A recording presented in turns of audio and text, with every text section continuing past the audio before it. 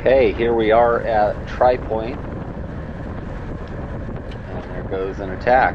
That's Ryan from Team Swift. He caught a ride with me up along with teammate Stephen Pimentel, and I don't know if he was trying to attack or just stretch his legs. We actually have a teammate, Aaron Casados, who he went solo from the gun, so we got a guy way up the road, kind of letting him build up a gap, and then thought maybe he'd try to bridge up to him and stay away from everyone. But I think maybe Ryan might be trying to bridge up to Aaron, who is pretty far up the road. So I'm just kind of sitting on the front here, letting it open up. It was pretty windy, actually. Kind of I guess a cross headwind on the front side. Here's kind of, I guess, would be turn 3 and 4 coming through this little section here. It's about a 2-mile loop. Some of the guys from the field. Alex, team Ride Bikes Bro, he came up and thought he would kind of animate things, but I think he was still kind of sitting in, thinking the action would happen a little bit later than it did, but he wasn't able to get into any of it. So this is coming out of the front stretch. This is the kind of the cross headwind right to left, and coming up on the good old yellow fire hydrant stop or start finish line right there. We just crossed over.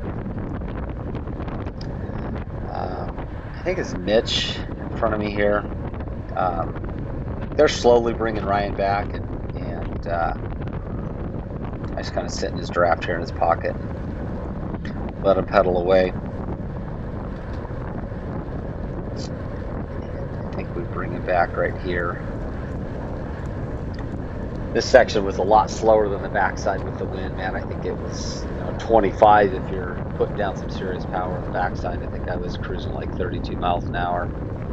So we caught Ryan, kind of freight trained him a little bit here. Kind of come around the other guys here, and got another attack going. This is Perry. He's a strong guy. I think he, I don't know if he thought maybe someone would go with him or if he thought he could jump all the way across, but this is still pretty early in the race. But man, I bet Aaron's got, I don't know, maybe 300 or 400 yards on everyone. So if he makes it across, I thought that's fine. But kind of see how it unfolds here, and if it was worthwhile. I did a pretty big ride yesterday, or the day before this, I guess it was, on Saturday, and so I was supposed to do some super threshold intervals. I decided to do this race instead. Sorry, Coach Tony Wolf. I kind of did some super threshold intervals in this race, but not yet at this point. I'm just kind of patrolling the front, kind of seeing how it's going to unfold, how and what we want to have happen here. And so everyone's kind of letting her dangle here. This is now the back stretch. This is a pretty good tailwind here. You can see some little silver air flags there on the right. We just passed, kind of blowing. So this is almost a straight tailwind through here. So it's a pretty fun back stretch. You could really kind of get some speed going here. Then we have a truck pulling out here.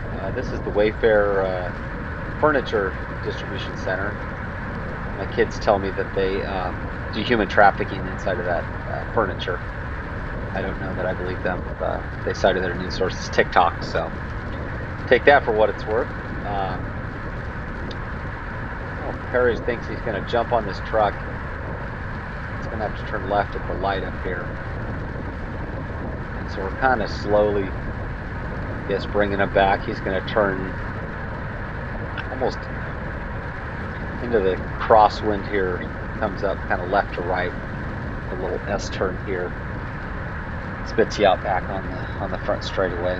But looks like he's gaining on the truck, and we're kind of gaining on him. Kind of pull over, let these guys pull through on the shelter side. Let them have a go at it. I think all those guys came together, those 4 guys. But I'm positive this truck's turning left, so I'm yelling, hey guys, let's go on the right, so the truck doesn't turn left in front of us. But right side, slow. Or left. Said a quick prayer for the guys that went left. Prayer answered, they're there, they made it through. So that could have been kind of messy, I guess. It would have been a real Valentine's Day massacre if that truck would have turned. But fair play, we're all back together here. Definitely want to be on the left side coming through here onto the front stretch with some pretty strong left to right, or I'm sorry, right to left headwind. And I figured I'll go ahead and finish Perry off. He did almost a full lap kind of solo away here, so that'll get your blood pumping a little bit. So I kind of come up here in his pocket, bark something at everyone else. Oh, he's in a great mood right now.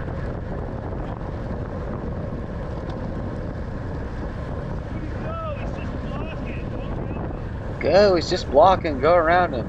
I was just kind of coasting actually, and it's a 6-lane road, so it's hard for one guy to block, but nevertheless, these guys go ahead and pull through and kind of jump here. I kind of let everyone flow through. I'm feeling like it's probably time.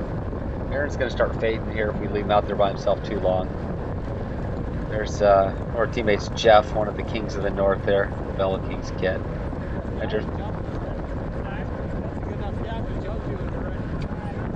Steven, I'm saying there's a good enough gap to jump to when we're ready. A little foreshadowing here, because I'm just about ready. So coming through this kind of right to left headwind section, people were kind of slowing up. Someone had kind of moved up. I figure maybe I'll attack here. I think I'll miss lap on the backside.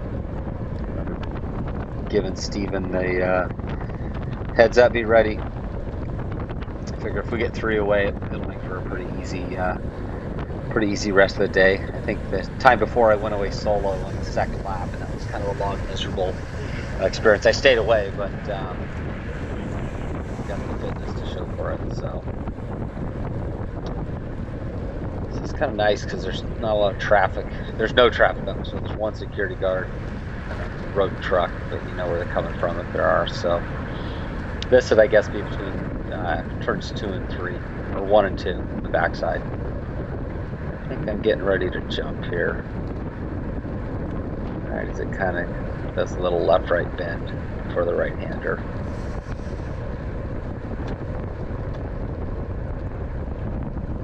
Get ready. You can see by my shadow. I do actually get out of the saddle, people. Some teammates that never see me out of the saddle. So you saw my shadow out of the saddle. So I kind of pour the beans on pretty heavy here. Now we're on the tailwind section. Zooming along. Don't tell the UCI police about I don't know whose hands those are. Get those hands out of there. I'm trying to ride a bike. Are you crazy? You're gonna kill yourself and everyone around you. Put your hands on the bars, Tucker. What are you doing? You're a maniac. That's right. And my good old pal Steven here. On command, there he is. Chugging away, and I think we both put in a good minute and a half pulls each here. You don't need to look back, Steven. We're good. We got this, buddy. So now we're just rolling. Like I said, Aaron had a big old gap up there, so figured we can jump up to him and let him skip a pull or two. Maybe we can just ride up into the sunset. And good strong pull, Steven. Steven's riding really good. He's got a new cockpit on his bike, so not only is he now stronger than I am, but he's also probably more aero. So I'm only, I don't know, Steven. What am I, 20? What am I, twice? I guess I'm twice your age, Steven. If you're 23, I'm 46. So give me some slack, brother. Steven's a good guy. Little gap there, gasping out of his mouth. George will tell him to breathe through his nose, but anyway, I'll take this pull, and I think I get us just about on and around to Aaron. He's probably wondering, where are those guys? This is it's getting kind of painful up here, but Aaron's riding really strong today too. we met at a park in Ripon, and we kind of all rode over, a bunch of us together. So it's kind of a good time. And someone put their hands in front of the camera again. I don't know why people do that, but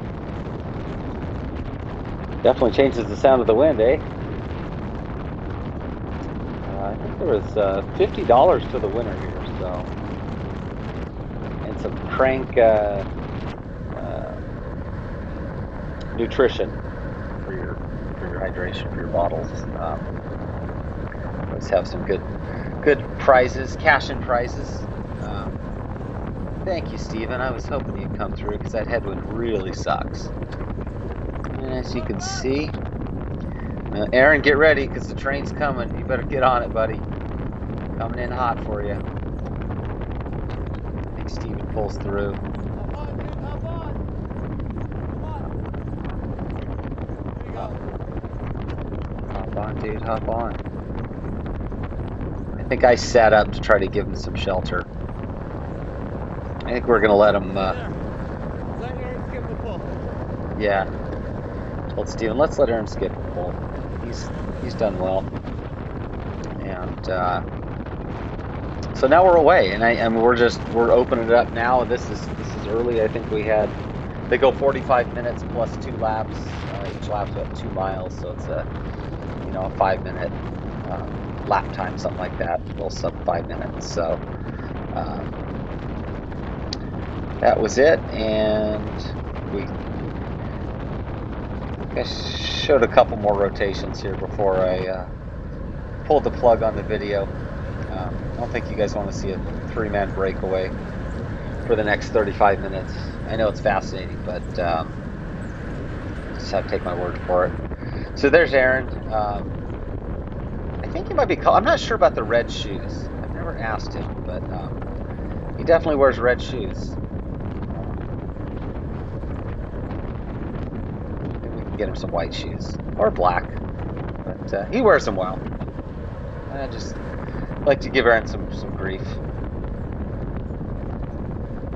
He's a good sport about it. So,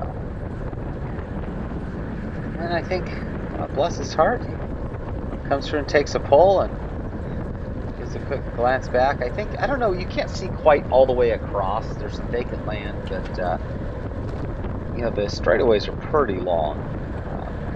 But I think we're pretty much out of sight for the rest of the race, and I think this is just about going to wrap it up. Played a little cat and mouse at the finish. I kind of modified my pull so I'd have Steven taking the second to the last pull, and Aaron taking the last pull coming onto the finishing straight. We were lined up right to left, Aaron, me, and Steven. I stood up and started to sprint long. Steven stood up, so I sat back down. I kind of punked him a little bit. And then we just kind of drag raced across, and I took him at the lines. 1, 2, 3.